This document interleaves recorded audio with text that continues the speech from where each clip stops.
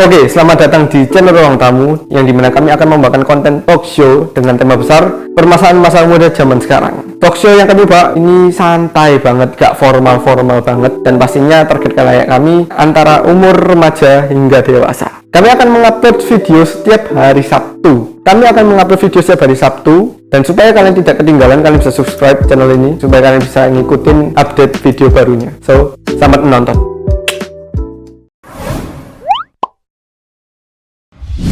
Maria Adyuta. Ya, Adyuta. Panggilannya Ayu. Ayo. Universitas UNER. Airlangga. Fakultas Ilmu Sosial dan Ilmu Politik. jurusan jurusan Sosiologi. Sosiologi. Kita kenal kapan? Kita kenal tahun Berapa lama kita kenal maksudku? 2017, kurang 2021.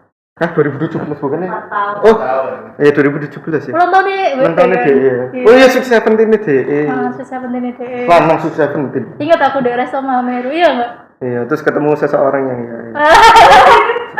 Kok aku malah inget itu nanti bakal disebut kayak. Oh, bisa.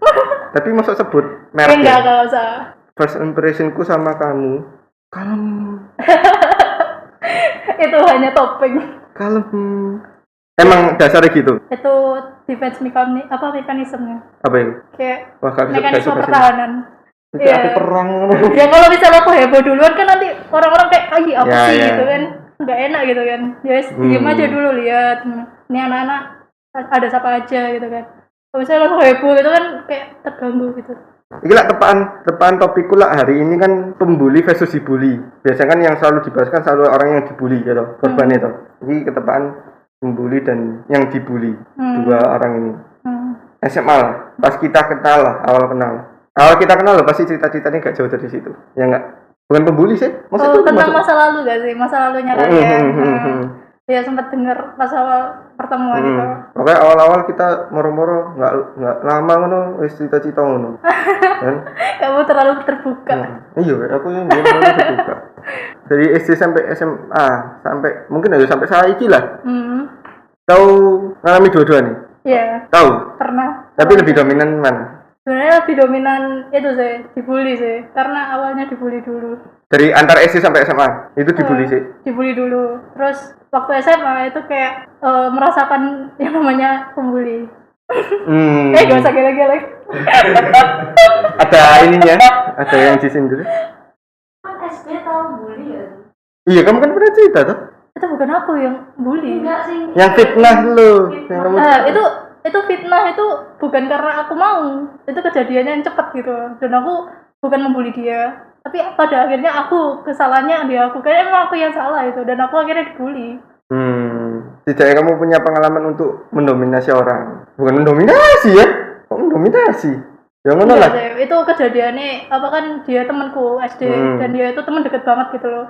Dan dia berkebutuhan khusus gitu kan. Terus aku kejadian itu apa kayak singkat banget gitu loh, langsung kayak ngefitnah dia tapi posisinya dia. Oh, itu berarti awal sebelum kon akhirnya dibully sampai SMA ini? Apa sampai SMP? SMP aja sih. Soalnya kan gini, masalah membuli itu pasti lah ya, enggak SD, SMP, SMA. Kuliah saiki setahu aku lek kon cek bully ku semuanya diguyu. Nah, dari pengalamanmu yang sering dibully lah, karena kamu udah bilang lah sering dibully loh. Contoh lah, sing paling kejam lah menurutmu. Itu waktu SMP kelas 2. Itu pembulian yang aku sampai pengen pindah sekolah, terus langsung pulang ke rumah dari sekolah, padahal itu belum jam pulang sekolah. Itu aku nangis. Dan yang paling parah itu tasku dimasukin ke tong sampah, diinjek-injek juga. Tapi aku nggak tahu itu siapa. Tasnya sudah ada di tong sampah dan udah ada jejak kaki. Tapi aku dengar dari teman-temanku yang sempat baik juga sama aku, melihat kejadian itu, katanya pelakunya inisialnya H, cowok. Badannya gede gitu. Nah itu bukan. Itu alasan kenapa aku takut sama orang yang berbadan besar. Makanya kayak gitu. Iya. Enggak, aku nggak takut sama kamu. Tapi kamu tahu rasa lo jadi pembuli? Iya. Tahu ya? Ya berarti kamu sing tadi bilang SMA itu toh? Iya, SMA. Itu ya apa? Itu kejadiannya waktu SMA itu karena aku disakiti duluan. Aku merasa orang ini menyakiti aku dan aku akhirnya kayak membuat teman-temanku juga. Ini mantanku bukan? Iya. Oke. Gak apa-apa diceritain Iya, ini. nggak apa-apa. Kalau usah sebut merek lah. Oh gitu, oke. Ya intinya lah ceritanya. Intinya si ini temanku ini dia itu emang awal itu waktu kelas 11 dia itu emang dibenci sama satu kelas. Dan aku itu satu-satunya temennya. Apa ya? Aku merasa dia punya feedback baik sama aku waktu awal perkenalan. Loh, posisimu tapi sama kayak DE apa? Enggak, aku netral. Aku bener-bener kayak enggak. Nah, ya gak terkenal banget tapi Iya, tadi. biasa-biasa aja. Aku SMA itu bener-bener memulai image baru gitu loh. Aku nggak pengen Oh, berarti kamu akhir masa dibully ku SMP? SMP. Soalnya mungkin SMA tekanannya lebih keras ya, jadi orang itu nggak akan peduli sama yang namanya pembulian gitu. Tapi mungkin karena ini orang temanku ini dia itu emang agak nemen dan menyinggung banyak teman-temanku yang ambis, akhirnya dibenci satu kelas gitu. Karena emang temanku ini mantan temanku ya sebetulnya, mantan temanku ini orangnya terlalu ambis sampai kayak orang lain itu annoying gitu, annoyed. Ya, terganggu gitu. Ya contohnya kayak dia tuh caper sama guru ya. Kalau caper itu nggak apa-apa ya, tapi sampai kayak manggil mami papi gitu. Ya itu. Terus bulimu? Buliku sebenarnya aku nggak melakukan secara langsung. Tapi aku memancing orang yang bisa melakukan langsung. Itu di gerombolannya kita apa yang di? Jadi di kelasku itu ada banyak gap dan gap-gapnya ini kebanyakan itu nggak suka sama teman-temanku ini. Dan emang dari awal waktu kelas 11 aku dibilangi, yuk kamu kok mau saya temenan sama hari ini? Dan aku bilang aku merasa aku anak ini baik gitu loh, nggak mengganggu banget gitu loh. Tapi lama-lama akhirnya aku annoyed juga sama hari ini. Soalnya kan dia masih mending ya. Kok mau kamu jadi temenin aku? Kok mau pacaran BDE itu? Yang lebih nyesek itu aku gitu loh. Aduh. Yang lebih nyesek itu aku masalahnya. Aduh, gak tahu wis. Tapi aku sampai sekarang kayak merasa anak ini ya masih baik, cuma terlalu ambisius sampai mengganggu orang gitu loh. Dan ya terparahnya aku lihat dia tuh dibully sama anak-anak basket di kelasku. Itu kayak mejanya dicoret-coret, terus buku catatannya kayak dicoret-coret. Aku kepo. Dia itu pasti ya dibully nggak dicoret-coret apa? Reaksinya dia apa? Agak mangkel ya, kayak diem gitu, tutup terus langsung keluar kelas. Nggak, tapi ekspresinya kayak beku gitu mukanya kayak beku, maksudnya sedih apa ke cuek? Pasang muka cuek sebenarnya, cuek tapi ya aku kayak merasa anak ini sedih gitu. Ya sebenarnya anak itu kayak udah kelihatan banget gitu loh kalau misal udah gak kuat, makanya dia kayak setiap istirahat. Apa tandanya apa? Tandanya kayak setiap istirahat atau setiap jam kos dia tuh selalu keluar kelas. Terus jam kos itu ya wes anak-anak pada kayak ngobrol sama teman-temannya sekelas gitu loh. Tapi itu posisi kamu masih proses membuli dia. Yang kamu tadi bilang bully secara nggak langsung itu. Iya. Membuli kan bisa yang namanya kayak mengasingkan orang kan, mengucilkan gitu. Itu sih sebenarnya zaman sekarang tuh sering masalah bully dengan mengasingkan itu sebenarnya sering. Bukan zaman sekarang tuh sebenarnya lebih banyak yang kayak gitu daripada yang kayak sing bully apa kekerasan fisik enggak. Itu paling mentok, paling jahat lah. Tapi kalau paling minimal orang paling sering tuh kalau dibully itu ya diasingkan. Yalah, kalau yang sering terjadi apa di sekolah lagi di kuliah. Kelompok ayo big kelompok, gak dapat kelompok ya sudah anak sing masih gitu. Ya. Nah, dari kamu lah ada punya dua pengalaman tentang bully yang dibully. Nek menurutmu dari dua itu faktornya apa yang membuat dia itu akhirnya jadi anak yang dibully sama jadi anak yang jadi suka membuli? Biasanya faktornya apa ya menurutmu? Kalau aku dari pengalamanku ya. Dari pengalaman. Dari pengalamanku itu kenapa kok orang bisa dibully itu karena dia tidak memiliki rasa percaya diri yang tinggi dan juga tidak bisa bersikap asertif atau tegas. Karena aku merasa dulu aku itu terlalu baik sama orang dan nggak bisa menetapkan batas antara orang bisa berbuat apa ke aku atau aku bisa berbuat apa ke orang gitu. Jadi orang bisa seenaknya ke aku, tapi aku merasa kayak ya wis orang berbuat jahat gak apa-apa, yang penting aku baik gitu. Aku mikirku gitu. Apa yang membuat orang sing memancing orang berbuat sing seenaknya mbak kamu? Mungkin karena aku tidak bisa berkata enggak. Aku juga dulu itu kalau misal tapi aku dibully. Iya, maksudnya kayak aku kalau digarai misal kayak di tab pensilku diambil terus tab aku diambil, aku nguyu.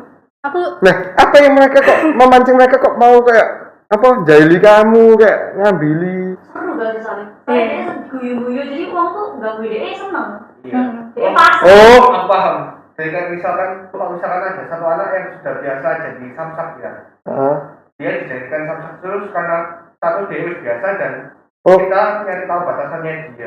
Jadi jadinya kayak siapa mau dijelin gitu dah. Iya kayak gitu. Oh. Ya itu, jadi kayak orang Tapi sebenarnya menjadi hatimu hatiku kayak nyes, aku nangis, pengen nangis gitu. Cuma aku kayak ya itu wis, kapan sih? Mulai kapan? SMP kelas 7. Bukan sejak SD. Enggak. Kalau SD? SD aku anak-anak yang biasa aku. Lu katanya sempet ngalami. Iya, sempat dibully. Cuma karena itu emang kesalahanku dan aku merasa itu bukan kayak Oh, kamu dibully karena suatu kesalahan, iya. bukan suatu kayak ya aku apa merasa kayak itu sanksi sosial menurutku. Ah. Bukan pembulian yang menurutku loh ya, tapi itu berdampak sampai aku SMP karena ada salah satu temanku itu satu SMP sama aku dan apa ya, aku setiap melihat dia melihat ke aku balik itu kayak jijik gitu loh. Karena kejadian itu dia melihat bahwa aku tuh manusia yang jijik. Nggak tahu ya sampai sekarang, kayaknya masih sih. Soalnya aku setiap ngobrol sama dia juga kayak dia nggak mau ngomong sama aku. Tapi dia kan punya saudara kembar. Nah saudara kembarnya ini baik sama aku. Tapi dulu waktu SD itu saudara kembarnya ini yang nodong-nodong kepalaku sampai dorong-dorong badanku sampai aku nangis. Itu. Nah, itu kan tadi kan yang apa masalah faktor yang dari orang bisa dibully. Iya. Nah, sekarang yang menurutmu yang faktor yang membuat orang itu suka bully itu apa? Menurutku karena ada dua hal sih. Karena faktor sosial dan juga faktor psikologis, mentalis. Dan faktor sosial menurutku dia itu ada yang namanya kurang pengawasan orang tua, kurang pengawasan dalam apa ini? dalam hal apa ya, kekerasan gitu loh. Mungkin dia juga sering melihat yang namanya kekerasan dalam keluarga. Entah itu verbal atau itu fisik gitu ya. Jadi kayak meniru ke orang lain dan melampiaskan ke orang lain juga gitu. Dan juga ada yang namanya faktor ingin menguasai orang lain, ingin bersifat dominan.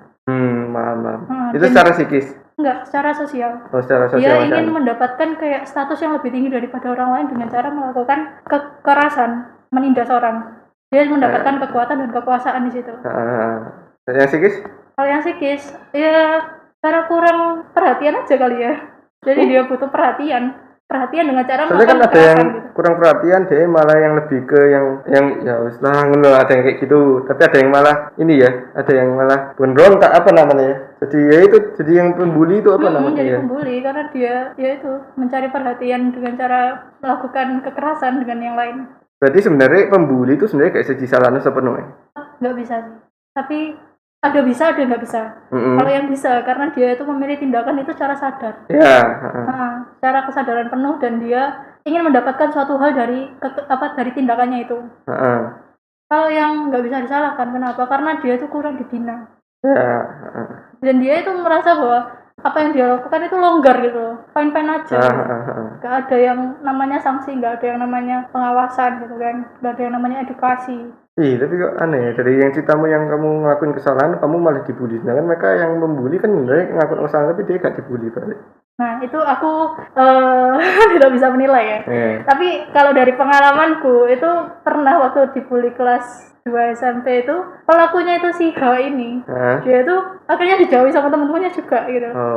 Karena ya berarti karena masih berlaku gitu lah. Ya. Aslinya juga orang itu melihat kalau misal pelaku pembulian itu juga mengganggu sebenarnya. Kayak apa sih kan lo kayak gak ada kerjaan. Ya. Kok gitu kan.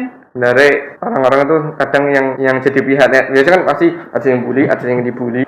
Sekitarnya netral biasanya kan. Itu sebenarnya diem tuh karena gak mau ikut campur, tapi dalam hati kok apa sih orang ini kok ngurusi wong iki ya ngono lho. Iya.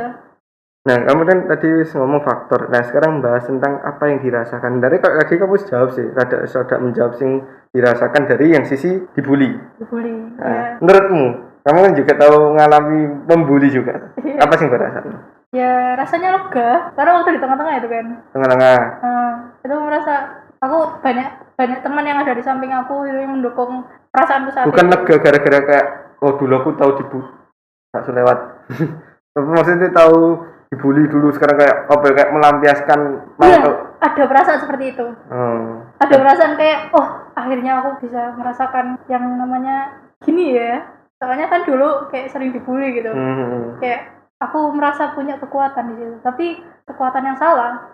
Sempat ada nyesel ya di akhirnya? Iya, sempat ada nyeselnya di akhir karena aku merasa bahwa itu kekuatan yang semu. Apa sih karma? Kamu dapat karma nggak dari bully itu? Iya. Apa? trust issue. Trust issue yang gimana? Ya nggak usah spesifik lah, tapi apa?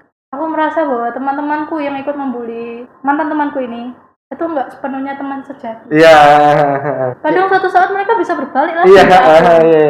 Bisa Heeh. satu rekan membuli itu bisa aja jadi bahaya, saling bahaya gitu apa sih namanya? Bisa Aku kayak- ngomong kata-kata itu. Pedang bermata dua gitu loh. Iya. Teman yang seperti itu gitu.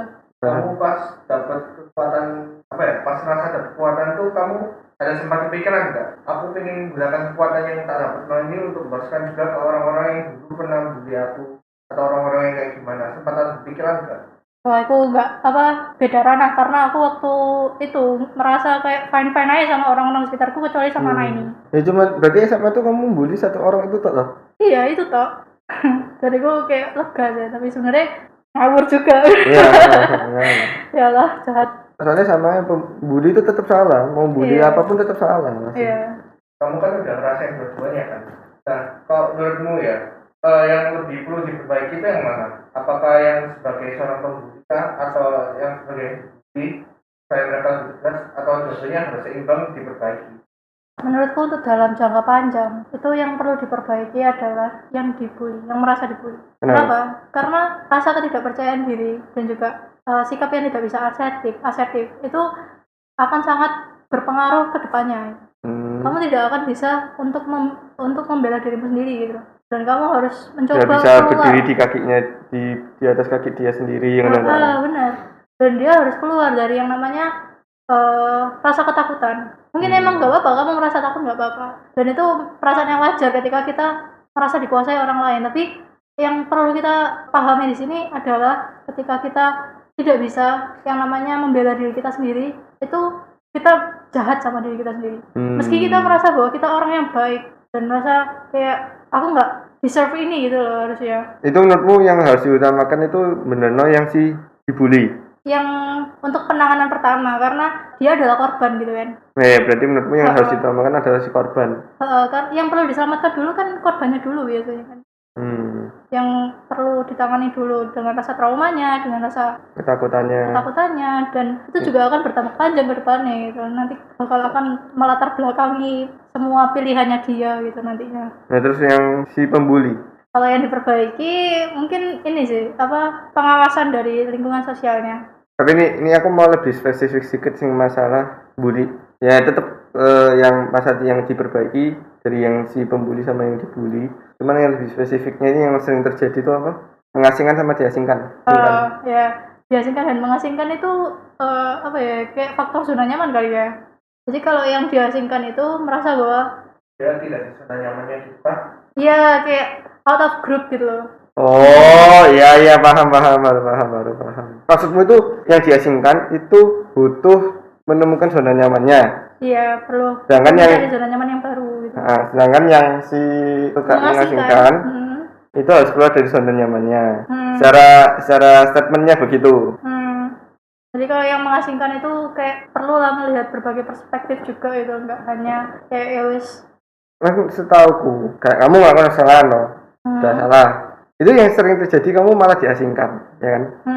Yang dimana ada yang pernah bilang, aku lupa siapa yang pernah bilang kayak gitu tuh sebenarnya jangan diasingkan kan. Kadang orang ngelakuin kesalahan tuh dia tidak tahu salahnya di mana, ya kan? Iya.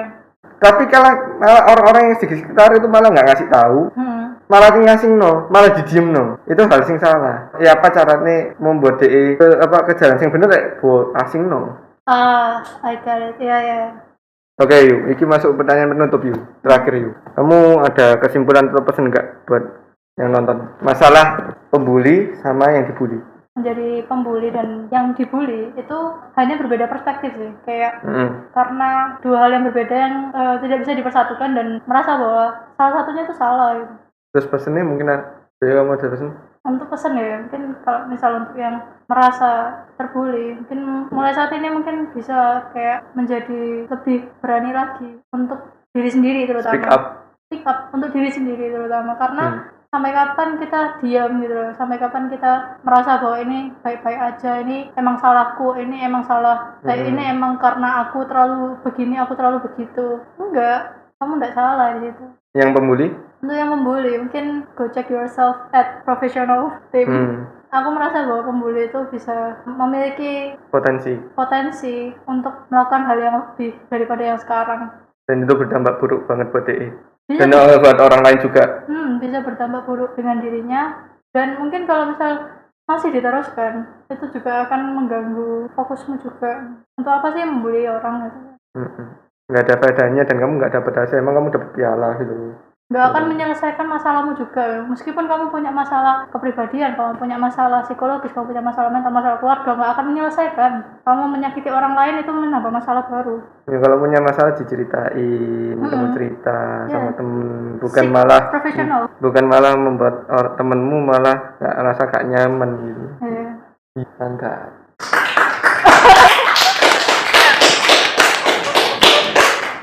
Inisiatifnya bagus.